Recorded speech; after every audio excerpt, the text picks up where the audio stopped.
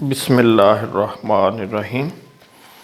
Bank reconciliation statement question number 19। Requirement है prepare a bank reconciliation statement with the help of revised cash book as at 31 March 2017।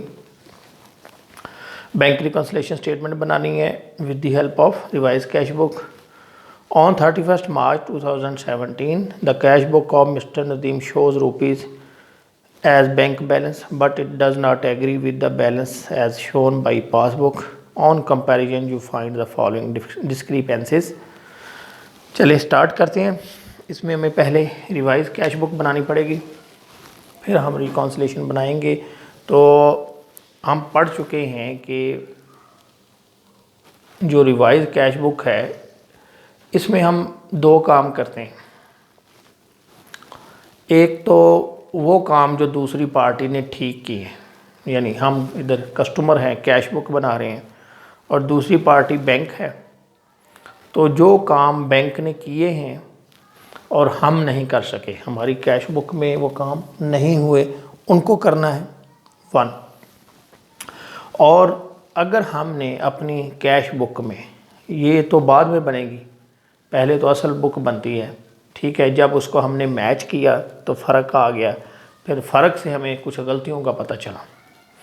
तो दूसरा काम हमने ये करना है कि जो हमसे मिस्टेक्स हुई हैं पीछे इस महीने की, जब हमने 3 कॉलम कैश बुक बनाई, बैंक कॉलम, उसमें जो मिस्टेक्स हुई उसको ठीक भी करना है रिवाइज कैश बुक में। Revised cash book bank column only.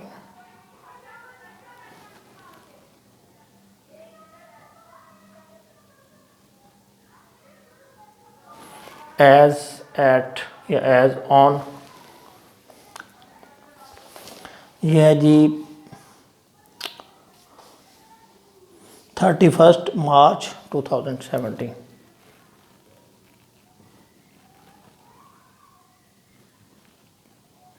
ये आपकी डेबिट साइड और ये आपकी credit side.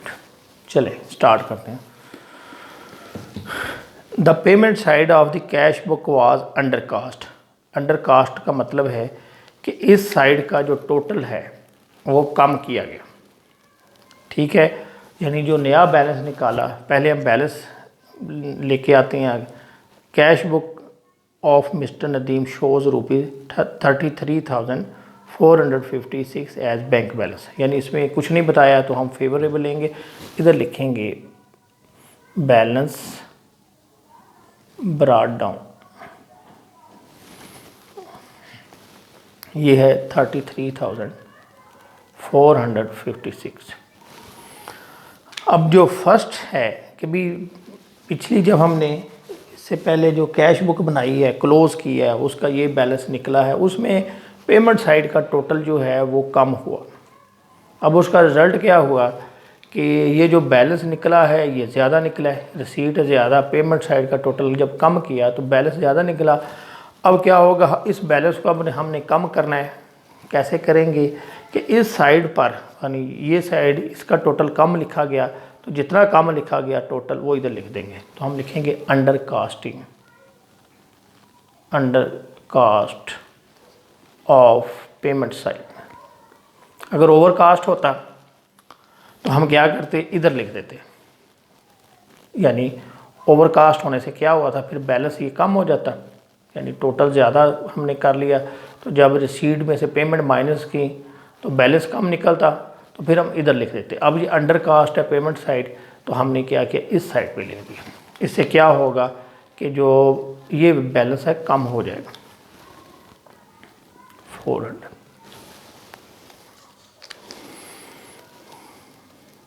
Under cast of payment side, ये गलती थी और ये गलती हमने अब दुरुस्त कर ली। अब जो नया बैलेंस निकलेगा ठीक निकलेगा। अंडर कास्ट हम कहते हैं टोटल को, यानी टोटल जब हमने पेमेंट साइड का किया तो वो कम किया। ओवर कास्ट ज़्यादा टोटल, अंडर कास्ट कम total. A check of issued for rupees 524 on 25th March was recorded in cash column। हमने एक चेक दिया, तो हम जब बनाते हैं 3 कॉलम कैश बुक, तो उसमें 3 कॉलम होते हैं, डिस्काउंट यानी क्रेडिट साइड पे, और कैश और बैंक। हमने एक चेक इशू किया, पार्टी का नाम डेबिट किया, बैंक क्रेडिट किया। अब अमाउंट लिखनी थी इधर, लिख दी इधर, यानी हमने बैंक में क्रेडिट साइड पे लिखना था लेकिन इधर नहीं लिखा, कैश पे लिख दिया। तो अब क्या करेंगे, इसको ठीक करेंगे। हम इस कॉलम को अभी ठीक कर रहे हैं सिर्फ। तो अब क्या करेंगे, यानी कैश कॉलम हम नहीं बनाना, हमने सिर्फ बैंक के बैलेंस को दुरुस्त करना है। तो क्या करेंगे कि अब बैंक में लिख देंगे इस साइड पे, यानी जितना नहीं लिखा, यानी ये अनरिकॉर्डेड है, ये भी मिस्टेक है कि हमने चेक इशू किया और गलती से जो उस चेक की रकम थी कैश कॉलम में लिख दी। अब हम ये बैंक कॉलम में लिख देंगे, ये है 524। इसको हम लिखेंगे wrongly recorded in cash column, यानी उधर गलती से कैश कॉलम में लिखा गया था, अब हमने ठीक कर दिया, बैंक कॉलम में लिख दिया। ये भी मिस्टेक थी, ये हमने दुरुस्त कर लिया। आगे चलिए, third, a cheque of ₹600 deposited was recorded in the cash column of the cash book. ये भी ऐसे हुआ, वो पेमेंट साइड पे था, गलती पेमेंट साइड पे थी, लिखनी थी बैंक में, कैश में लिख दी, वो हमने दुरुस्त कर ली। अब इधर क्या हुआ कि हमने चेक जमा कराया तो बैंक में लिखना था, बैंक कॉलम में इस साइड पे, हमने क्या किया, कैश साइड पे लिख दिया। तो अब हम ठीक कर लेंगे इधर, ये हमारा बैंक कॉलम में जितनी भी होगी अमाउंट, ये इधर रिकॉर्ड कर लेंगे 600। इसको हम लिखेंगे, यानी रॉन्गली रिकॉर्डेड इन क्या, ये भी सेम लिखते हैं इधर, wrongly recorded in cash column. ये भी सेम मिस्टेक है, वो पेमेंट साइड पे मिस्टेक थी, ये रिसीट साइड पे।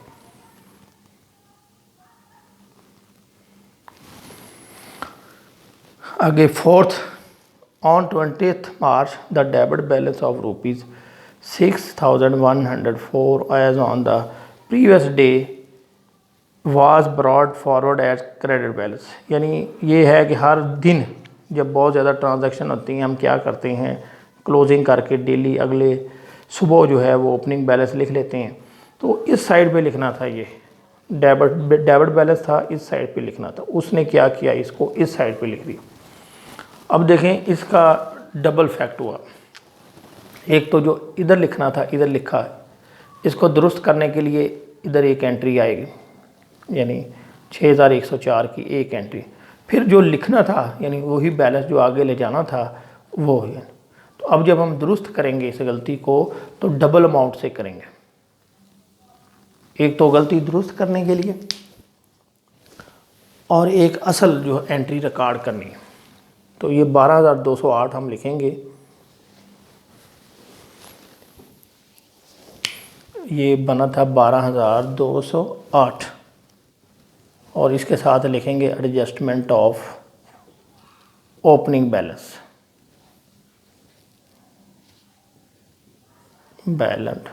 Brought forward.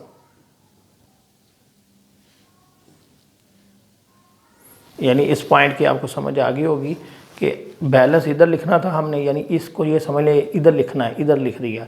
तो जब इसको ठीक करना होगा तो हमें 2 दफ़ा लिखना पड़ेगा, एक तो इस गलती को ठीक करने के लिए और एक actual.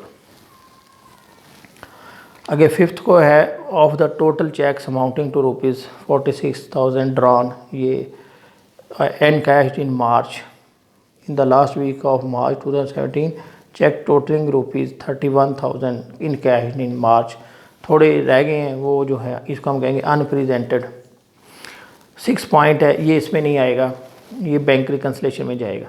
Dividend of ₹1000 collected by bank were not entered in the cash book. 1000 रुपये डिविडेंड आया, बैंक ने उधर हमारे खाते में इसको क्रेडिट किया होगा, जमा किया होगा, हम इधर जमा कर लेंगे, लिखेंगे 1000 रुपये डिविडेंड।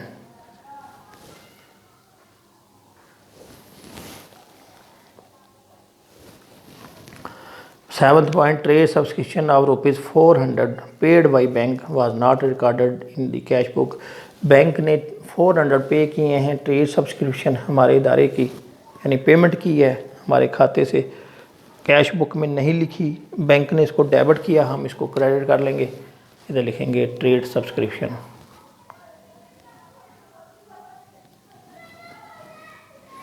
ये हो जाएगी जी 400।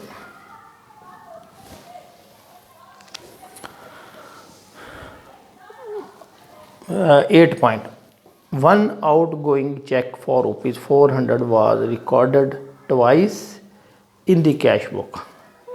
एक चेक था जो हमने किसी पार्टी को दिया, यानी पेमेंट की 1400 की, तो हमने पेमेंट साइड पे 2 दफ़ा लिख लिया, यानी ऐसे लिखा 1400 पहले एक एंट्री की, यानी जो भी कोई सपोज कोई पार्टी नेम है, फिर एक दफ़ा और कर ली, 2 दफ़ा ये जो है ना वो लिखा जा चुका है। एक चेक जो है आउटगोइंग का मतलब जो चेक हमने किसी पार्टी को इशू किया।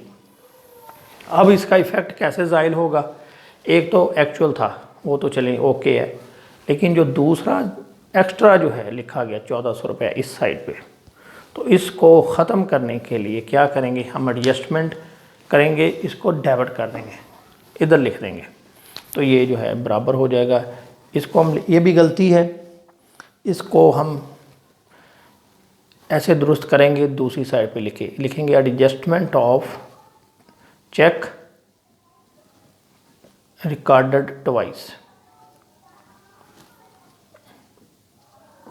अब आपको ये कंसेप्ट रिवाइज कैश बुक का अच्छी तरह क्लियर हो गया होगा कि रिवाइज कैश बुक में हम वो काम करते हैं जो बैंक ने किए हों और हमने नहीं किए, जैसे ये ट्रेड सब्सक्रिप्शन और डिविडेंड।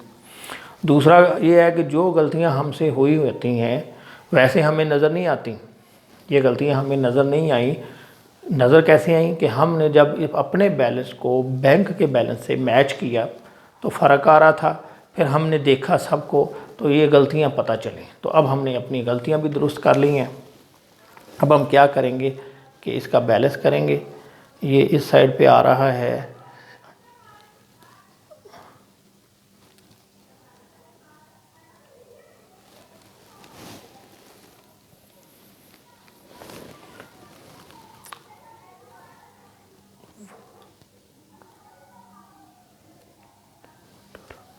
ये हो गया जी 8 से 14, 6 ऐसे आ गया, 4 और 6 10, 12 14, ये भी 6 आ गया, और 4 5 6 7 8।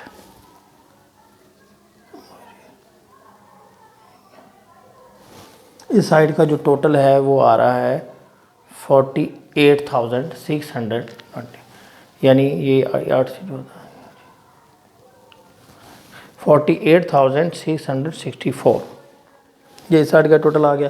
अब हम दूसरी साइड का टोटल देखते हैं कि उधर क्या है, इसमें से ये माइनस कर देंगे 48,664, और इसमें से माइनस कितना करना है, 800 8 5 13 1324 रुपये, तो ये आ जाएगा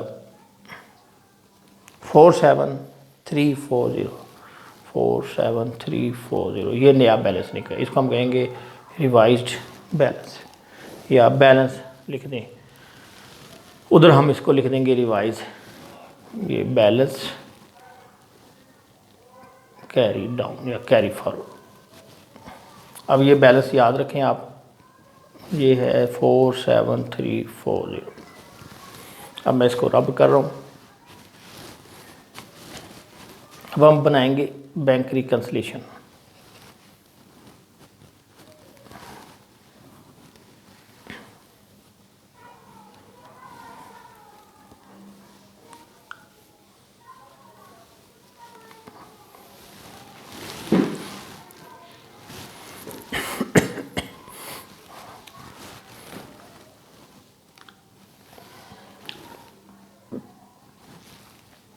बैंक reconciliation statement,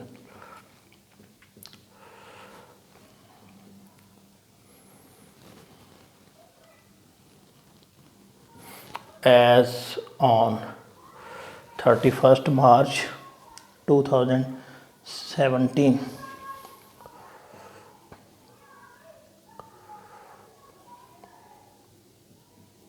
जी, अब आपने देखना है, इधर लिखिए बैलेंस एज पर रिवाइज्ड कैश बुक।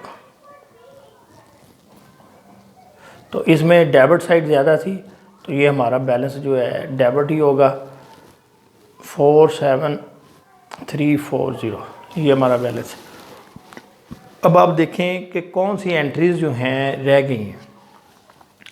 हमने अपनी मिस्टेक भी दुरुस्त कर ली, जो दूसरी पार्टी ने किया था काम वो भी कर लिया। अब हम ये देखेंगे कि जो काम हम कैश बुक में कर चुके हैं लेकिन पासबुक में नहीं हुआ, अब वो सिर्फ दो चीज़ें रह जाएंगी। एक आपके रह जाएंगे चेक्स अनक्रेडिटेड और चेक्स अनप्रेजेंटेड। पहली एंट्री कंप्लीट होगी, दूसरी भी हो गई, थर्ड भी हो गई, फोर्थ भी हो गई।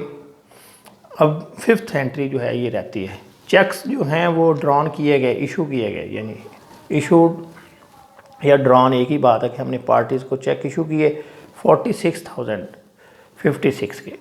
इसमें जो 31,260 के चेक हैं ये प्रेजेंट हो गए मार्च में। इसका मतलब बाकी नहीं हुए।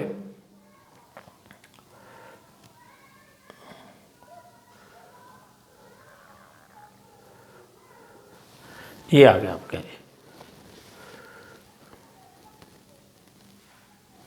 14,796 के जो चेक्स हैं ये प्रेजेंट नहीं हुए। अब हम पहले देखेंगे कि इधर लिख देंगे डेबिट बैलेंस। डेबिट बैलेंस में ये फार्मूला लगता है, तो ये जो हैं अनप्रेजेंटेड चेक्स हैं और दूसरा पॉइंट बनता है, इसको ऐड करेंगे 14,796, इधर लिख दें प्लस अनप्रेजेंटेड चेक्स। अच्छा, अब क्यों जमा हुए इसको देखते हैं कि हम मेंटेन कर रहे हैं कैश बुक। हमने जब चेक इशू किए थे तो हमने अपने बैलेंस में से ये चेक माइनस कर लिए। अब माइनस हमने किए थे 46,000 के, बैंक के पास सिर्फ ये चेक पहुँचे 31,000 के, तो बैंक ने इतना माइनस किया हुआ है, हमने इतना माइनस किया हुआ है, तो जो डिफरेंस है ये हमारे पास ज़्यादा माइनस है, तो इसलिए हम इसको क्या करेंगे, ऐड कर लेंगे। ये इसकी वजह है कि अनप्रेजेंटेड चेक अभी हमने क्यों ऐड किए हैं कि उधर जो हैं माइनस नहीं हुए, हमारे पास माइनस हो चुके थे, तो हमने उनको ऐड बैक कर लिया बैलेंस टैली करने के लिए। ये फिफ्थ पॉइंट था, 6 भी हो गया, रिवाइज कैश बुक में 7 भी हो गया। अब है आपका 8 point, 1 outgoing cheque for fees, ये भी हो चुका है उधर रिवाइज कैश बुक के अंदर। ठीक है, तो एक ही चीज़ बची, इसको ऐड कर दें।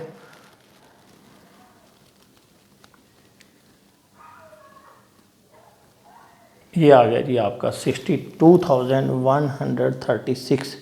आपका जो आंसर है वो भी यही है 62,106। इसको आप लिखिए बैलेंस एज पर पासबुक। तो जो कैश बुक का बैलेंस होगा उसके अपोजिट बैलेंस पासबुक का होता है। यहाँ पे डेबिट बैलेंस है, यहाँ पे फिर ये क्रेडिट बैलेंस होगा। ये आपका जी क्वेश्चन कंप्लीट हो गया, आपका आंसर भी टैली हो गया।